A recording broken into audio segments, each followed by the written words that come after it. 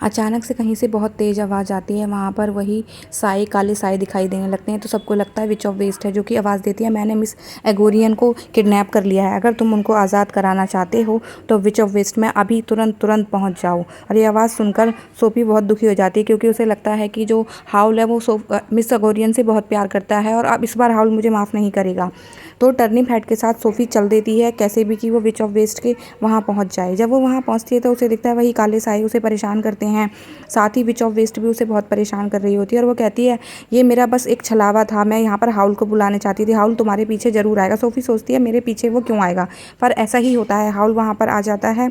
हाउल बिल्कुल अलग और बहुत शक्तिशाली दिख रहा है और बहादुर, जो हमेशा से एक कायर था, वो आज सोफ़ी के लिए बहादुर हो चुका है। वो वहाँ पहुँचता है, सोफ़ी उसको देखती है, सभी मिलकर डट कर उस काली चुड़ैल का सामना करते हैं। उस बर्बादी की चुड़ैल को बर्बाद करके हराकर वो वहाँ से आने लगते हैं। तभी सोफ़ी कहती है, पर मिस एगोरियन का क्या होगा, वो कहाँ है। राहुल कहता है, तुम्हें आज भी समझ नहीं आया, मिस एगोरियन ही इस काली चुड़ैल की आत्मा है, वही है जो उसे ज़िंदा रख रही है। अब कैल्सीफर जैसे मेरी आत्मा है। सोफ़ी हैरान हो जाती है, वो मैंने तो उसे घर में घुसने दिया है, अब मुझे तो पता ही नहीं था कि ऐसा कुछ है।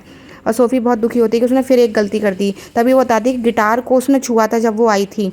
हाउल कहता है, सोफ़ी मेरी प्यारी सोफ़ी, तुम हमेशा बेवकूफ़ियाँ करती हो।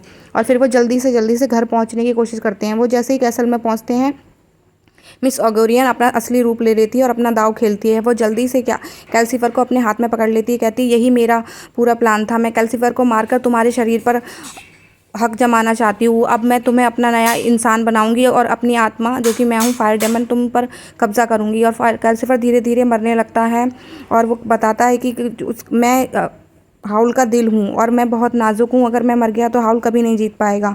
सोफ़ी बहुत दुखी हो जाती है, वो सोचती है अब समय है बहादुरी दिखाने का, और वो एक स्टिक को कैल्सीफर को कहती है वो हाउल को मरने नहीं देगी। हाउल बहुत बीमार सा लगने लगता है, उसकी जान बिल्कुल जा रही है, क्योंकि दिल को अब ज़रूरत है। सोफ़ी दिल को देखती है, वो भी बिल्कुल मरने ही लगा है, हाउल भी दुखी है।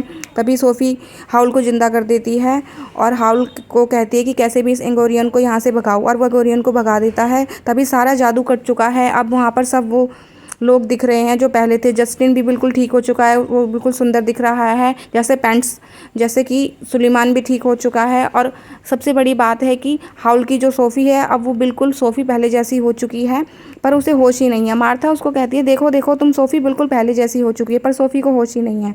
वो इतनी मग्न हो चुकी है, वो सिर्फ हाउल को देखे जा रही है, हाउल उसे देखे जा रहा है, वो दोनों एक दूसरे को देखे जा रहे हैं और किस करते हैं, और बाहर बारिश हो रही है। कहानी ख़त्म।